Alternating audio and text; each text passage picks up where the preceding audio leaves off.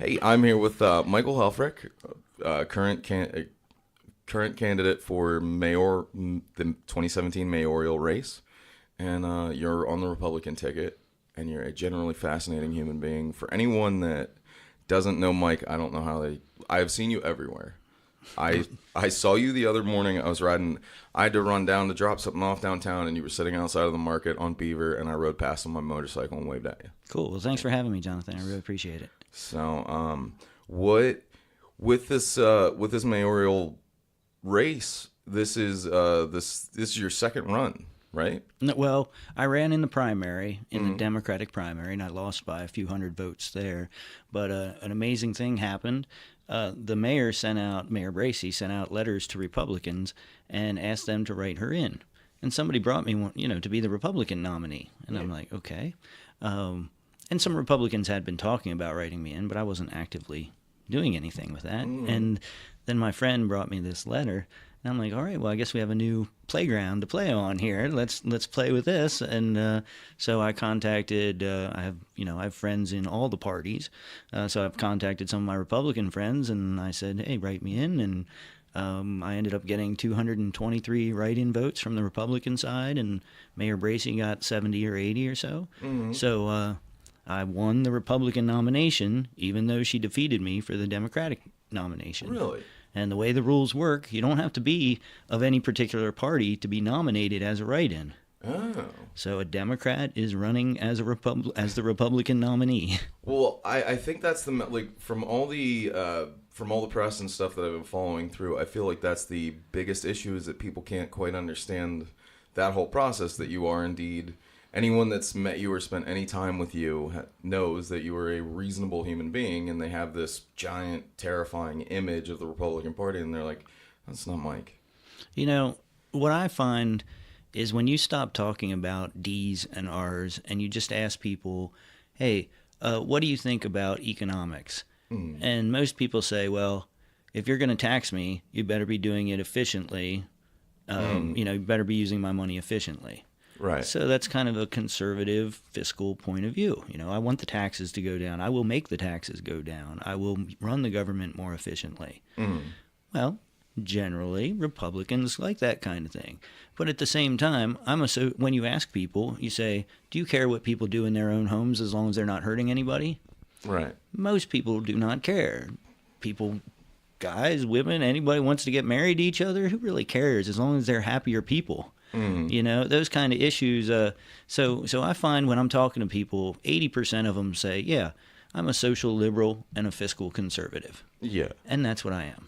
That was the other thing was that so you and I met on a very snowy evening, and the social aspect of you is to help, and it's my obsession with everything going downtown is honesty knows honesty, and real knows real. And you, over the years, I've seen you everywhere. I've seen you at my wife and I rode out to the bridge dedication for the black veterans, and but you were there, and it was just there was no air about you where it's necessary. I got to be here. This is the thing I need to do. You were just there, and it's my wife had pointed that out as well because I got so excited when I knew you were coming on. First person I tell is my wife, and she said, "Well, that's wonderful because everywhere I go, I see him, and you're super focused on." She's a social worker. You're super focused on social issues with children and building a brighter perspective for them because everyone can take the negative aspects of downtown and say, well, these kids are just gone. This is a whirlwind of misery, but that's not what emanates from you. No, well, the fact is, and one of the reasons why I really like being in this unity position, this position to unite the Democrats and the Republicans, is because when you take the politics out of it, you see that making sure our children have whatever they need to grow into healthy, prosperous young adults, that is a position that everybody has. And knowing that it costs a few $1,000s a year to help a child, but it costs $40,000 a year to incarcerate a person. Yeah. That is fiscally conservative. Yeah. What are we going to do? Are we going to invest our money on the front end, or are we going to spend our tax dollars on the back end? Yeah. So it's kind of cool when the circle comes around and you meet and can say, look, the socially liberal position of helping everyone is actually the fiscally conservative position of using your money wisely. Yeah. Well, that's like that's the thing. I'm not sure that my political values have come out through the show at all or not. But that is the thing, is that, look, smaller government is fine. It is better to, but the biggest driver for me, even without kids, is the fact that, look, the future is coming. The future will always be coming, and yeah, take the money that's going to go into into our prison, that's going to go into the jail. Take all that to fix mistakes. Be proactive instead of reactive. And people just don't quite realize that, like, that takes patience. It does take the mystification of instant gratification is the thing. Oh, it's the whole, that I understand that, but if you give kids time and you say from start to finish, kindergarten to 12th grade, we're going to give them the best education that we possibly can. Yes, the city school is having a problem.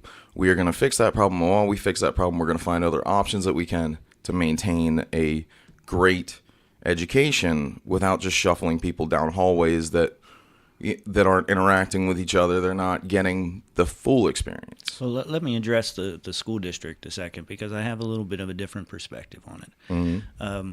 Recently, I was shown some test scores. You hear all about the test scores of the kids, how they're performing in school. Mm. I was shown test scores of how the kids are performing before they go into school, when they're 4 years old. Oh, jeez.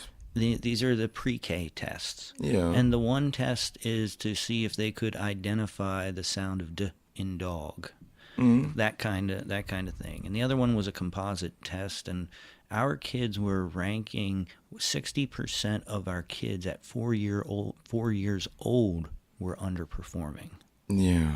4 years old. So it's not just about the school system. In the past, I've said, well, the school district is a separate government, and I'll do what I can as mayor to support that. And, I want to set up these community centers, which I'll talk more about in a little bit. But when I saw that, 4 years old, the kids are behind, that just showed us that the entire school system is a game of catch-up. And that's why we're the last in the state. We're so far behind when those kids are 4 years old. Mm. So we've got to get into the communities. We've got to get into the neighborhoods and be there to help those mothers. Mm. And either they don't have the skills or to teach their kids that young, and the fathers too. But the situation that many fathers, if they are there, they're working hard, and too many of them are incarcerated or missing in the city. Yeah. But so the focus is on the young mothers and making sure that they either have the skills, or if they're working 3 jobs to try and provide for their family, we have a safe place that their kids can go and be getting more of that pre-K education. The school district has really upped its game. Mm. They now have 14 classes for pre-K. Oh, wow. But we need more. We need more, and it also has to be happening in the home. Yeah. We can't do anything in the school district and then have that be eroded when they go home. Right. Or we need it. Kids need to be getting that attention and that positive influence and that education all the time for them to grow into healthy young students that are going to love to learn. Right. If you're at home, you reward them for learning, then that's what they'll do. Right. Kids are little reactive creatures that they want love and attention. That's what they want. And if you give them that positive reinforcement, if you reward them for learning, and when they say what and why, you answer them instead of pushing them away or yelling at them. Then you're going to be producing the students, and then the teachers are going to be able to teach the students because right now they're spending too much time playing catch up on the education and also acting as trauma counselors for all the stuff that the kids have to go through or are going through in their neighborhoods and in their home life. You know, out of 5,600 students in the school district, 700 or 800 of them are homeless. Really? How can you focus when over 10% of your kids are homeless? How can you focus on education when you don't know where you're laying your head? Yeah. You know, and even with the meals in the schools, there are kids that are hungry. There are kids that are exposed to violence on their streets and completely traumatized. Yeah. You know, so addressing these issues, that's where we make lasting change. That's what I'm going for. I'm going for change that lasts for generations. Yeah. Not coming in and I'm not putting down opening up new stores. That's a great thing. Yeah. But stores come and go. You know, Yeah. we need to put in place systems that are going to make our citizens healthy, help our citizens be healthy and productive, and particularly our kids reinforce that they have self-worth, that their lives are worth more than throwing away on going to jail before they're 20 or being in a grave before they're 20. Yeah. That's the thing, is trying to, looking at, as we grow older, you look back and you see like the things that you dealt with in your youth, no matter how the perspective is, like if it was, you feel it's small or you feel it was huge, is giving somebody the idea that the race does end, and we can put into place all the things that are going to, when the bubble finally pops and everything settles down, you're going to be able to look back and say, I got everything that I needed thanks to X or thanks to Y. And that was the other thing that you focused on, was the community centers, because that is another big thing that I feel like a lot of people were against investing in it because obviously problems are going to arise. But, if stuff goes missing, whatever, this, that, and the other, it's like, okay, well, you take that situation and you say, well, why did this happen? And boil it down and figure out how to figure out how to fix all that, because that having a community center open is going to bring people together of every age. We used to have community centers, we used to have community centers in every corner of the city. We had the Princess Street Center right by my house. We had the Jefferson Center out in Parkway. We had Rotary. We had Pine.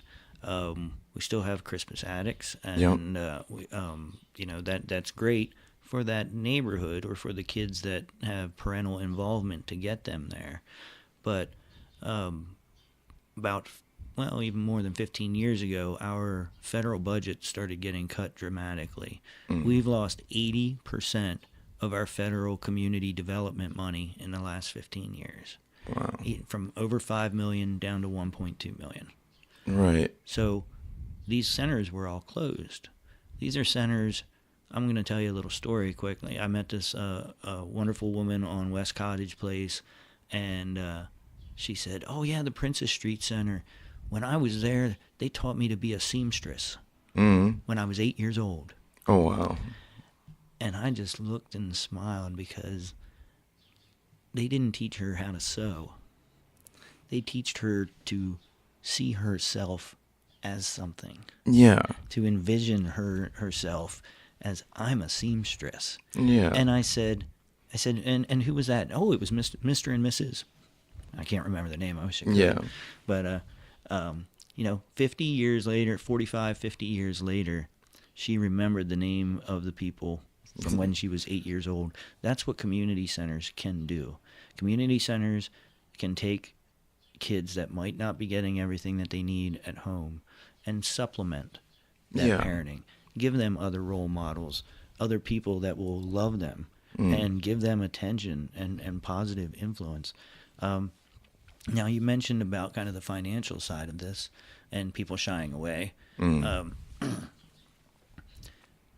I am not proposing any government facilities. That's what we used to have. That was costing us millions of dollars. We can't afford that. I'm going to bring down the taxes, not tax and spend, so to speak. Yeah. What I'm going to do is work with the churches all around the city. We have lots and lots of churches, and most of those churches are only utilized about 7 hours a week. Sunday mornings and Tuesday or Wednesday nights for a Bible study. Yeah. Other times, those are open buildings, and some of those buildings, particularly the older Lutheran buildings, I don't know why the Lutherans loved basketball so much. Yeah. But there are basketball courts in a bunch of these. Right here by your house, or not far from your house, you got St. Matt's. Now, St. Matt's has been there for 50 years. I used to ride my bike and go to St. Matt's. Really? Yeah. And they are a wonderful example of what needs to be happening. But we need that in every single neighborhood. We need those kinds of programs in locations so that little kids can walk to the place and their moms know that they are safe. They're only walking 2 blocks. Right. I laid out a grid across the city of York. And take 24 churches to have something that's always within 2 blocks of the kids and the parents. Now, instead of paying for all of these facilities, costing us maybe $500,000 per year per center, I propose that the churches supply the building and some of the electricity and stuff. They can't let their pipes freeze in the winter, so they're using heat. Yeah. But they can supply the facilities. Then the nonprofits and the local neighbors will be the volunteers there. And the government's part in this is that we will give $20,000 to $30,000 for a coordinator position, because the pastors and the deacons and all the church staff, they're all busy. Right. And we need somebody in there who's 100% focused on just this. Right. So we have enough community development money, and I believe we'll be able to get more donations to do this easily. 20 churches at $30,000 is $600,000. Right. That's half the amount of the community development block grant that we get. Yeah. Right now we spend between $50,000 and $100,000 on kids from that money, and we spend $250,000 on sidewalks and new lampposts. So, I think we can wait a little bit. We need food, not a new dress. Yeah, I have to absolutely agree with that thought. It's like, the lamppost can't change the future. Well, I mean, in a tiny microcosm it could, but it isn't actively. It isn't. I live 3 blocks from the most dangerous place in the city of York. Really? I live on the west side. Oh, okay. And so the 600 block, they put up all those nice new lights, and guess what?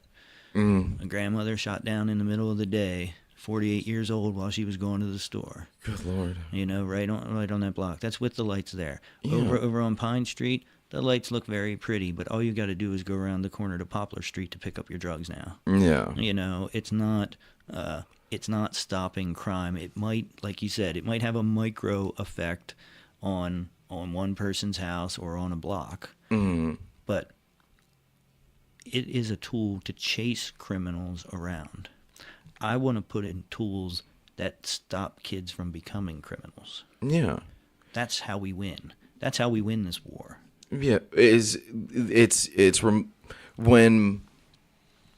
from my personal experience, you take a kid that doesn't have anything and you bend his perspective a little and you say, here, like the newspaper used to give out prizes for deliveries. It's like, well, here, you take these bags around the corner and you'll get a prize, and the prize is your mom gets to eat tonight.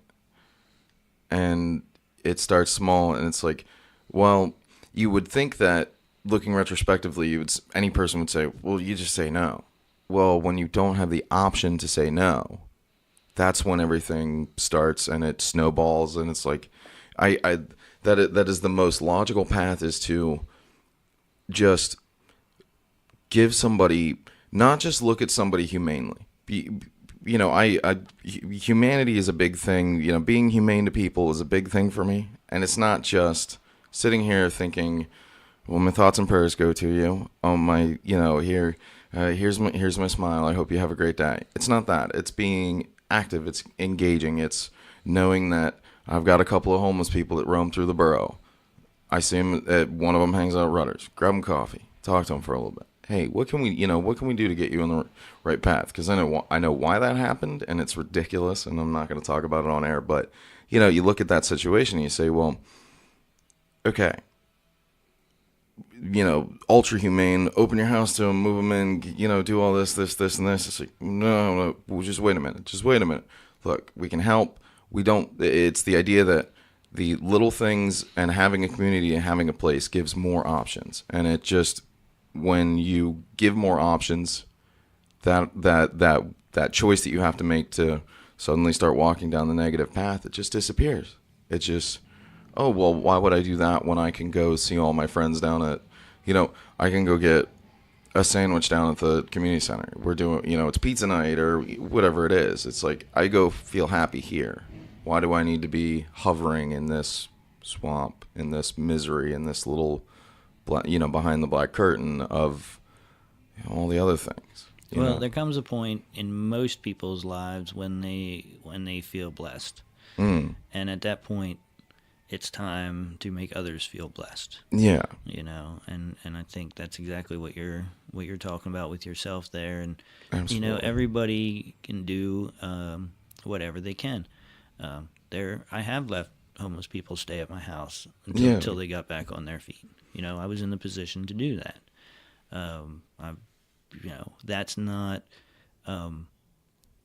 That's not solving a problem. It's helping some individuals.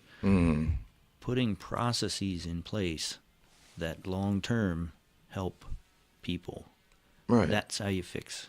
That's how you do the big fixes. Right. And we've tried, and it's helped in some cases. We probably have less hungry people than some other countries. Yeah. But my goal was to focus on this 5.2 square miles. There's 44,000 people that we've got here.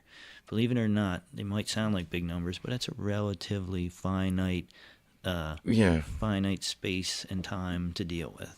Yeah, that's not bad. But I was going to say that is the major portion of the county, which is, I think our county population tops out at like 220 or 220. No, we're around 440. Oh, okay. 140,000. Yeah, that's still a solid. The city's about 10%. That's not bad though. But that is the thing that I forget who I brought up with, but it's like that is a very condensed point because your county's huge. You're talking about 5.2 miles out of or square miles out of a number I can't remember right this very second, but it's a condensed point, and it is its own little universe, and it is a lot of things going on. But when you have a clear path of that, and that's the other biggest thing, your clear path is to bring the community together as a whole. Look, the whole thing I've heard about having children is everyone tells me, don't worry, it takes a tribe and we're all here for you. Well, to take York and give it the personality of, give it the soul that it has and say, okay, we can all come together and we can make this bigger and we can make this soul soar through the sky. But we got to do it together. And we just got to be nice to each other for a little bit. We got to lend a hand where we can. And it may not be a specific point for you where it's going to, vault your savings up huge, but your kids are going to have the ability to go and say, I need this, let me go get it. I'm going to argue with you there for a second, because one of the things I say is that if you help the kids and the mothers of the city of York, you fix every problem except for potholes. And here are the top 5. Here's the top 5 problems in the city of York that I hear about: taxes, crime, school district, trash in the streets, and the conditions of the housing. Mm-hmm. Okay. Now, why do we have such high taxes?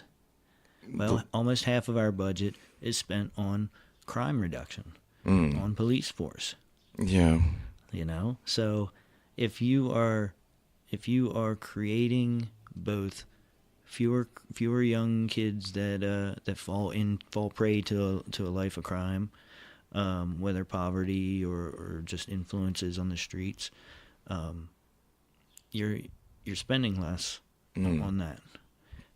And also, once you unite the neighborhoods with block captains and with stronger relationships with the police, we will not be such a target for outside criminals coming in and using York as a base for their activity.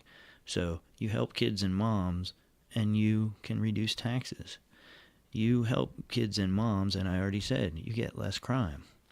You help kids and moms, and those kids are going to be performing better in the schools. You help kids and moms to understand their own value, and people that value themselves and their community are less likely to throw trash down. Yeah. And if you and people that value themselves and their space are less likely to treat rental properties poorly. To they will want to be keeping up their houses because they feel good about themselves and they want that to reflect themselves. Yeah. So when the problems of the city are like a spider web, and you've got to figure out which thread to pull on. Right. I can pull on the crime thread and increase police, but if I increase police, I have to increase the taxes, which is going to be bad. Yeah. And what I'm really accomplishing is chasing around our citizens and putting them in jails. Right. And costing us all more money. I can pull on the school district and say the school district's bad, you guys all have to fix everything there. But we realize that it's not predominantly the school district issue. It's a social issue within the city. I can go around with cleaning up. I've been cleaning up trash all my life. That's how I got started in my public work in the city. Yeah. Hauling all that trash out of the Cadorus Creek. Oh yeah. Well, guess what? Every time it rains, that trash comes back.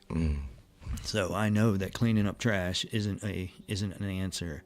But when I pull on that thread of helping those kids and those moms, that is a thread that really pulls back all those other threads, that really potentially reduces the expense of running the city, reduces crime, improves the school district, reduces trash, improves the housing stock, all with one pull. Right.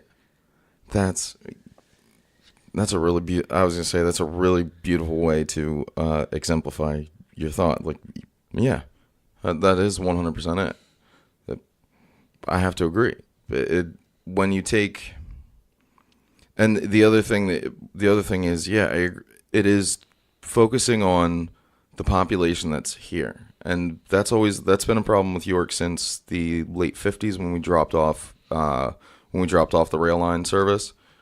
We became a transient town because everybody could drive through and everybody could just go.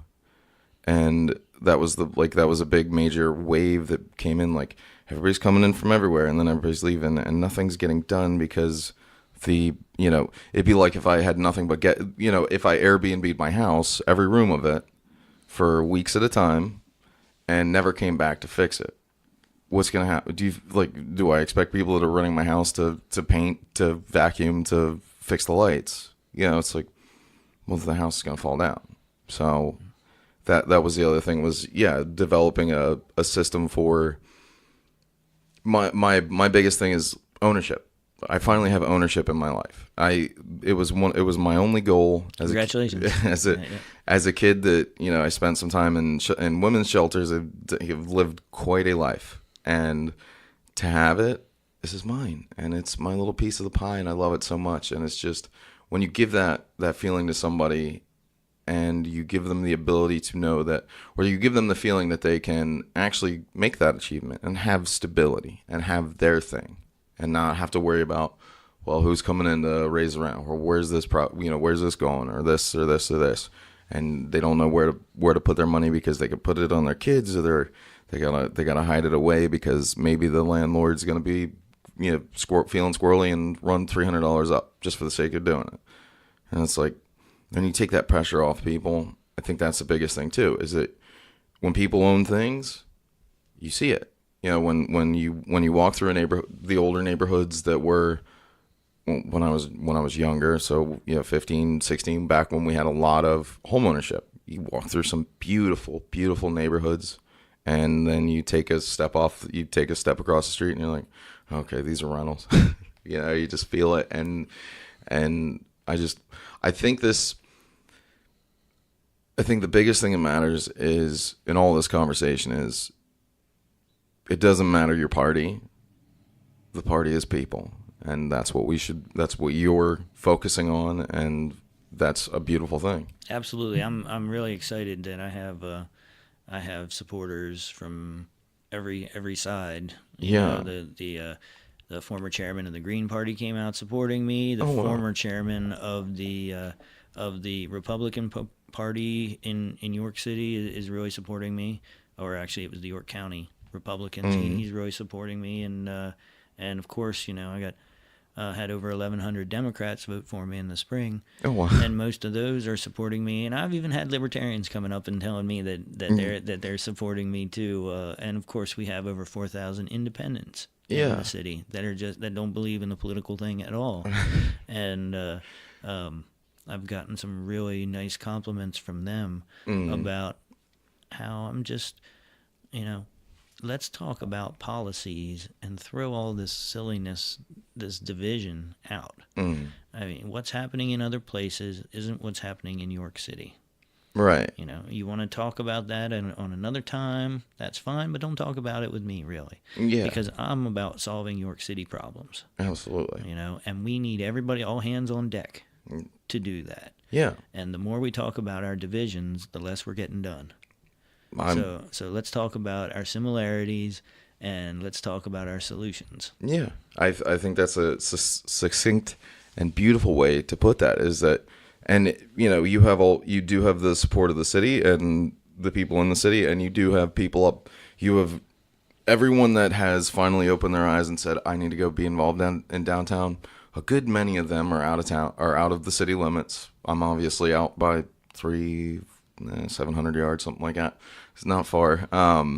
But you have fans in Center County. You have fans that are people that come in that are so in love with York that they go back home to their place up in Penn State, and if I see them, all they do is prattle on about the wonderful work that you do. And it is because real knows real, and November 7th, I think it should be you. 100. I'm not a journalist, so I can be as one-sided as I want.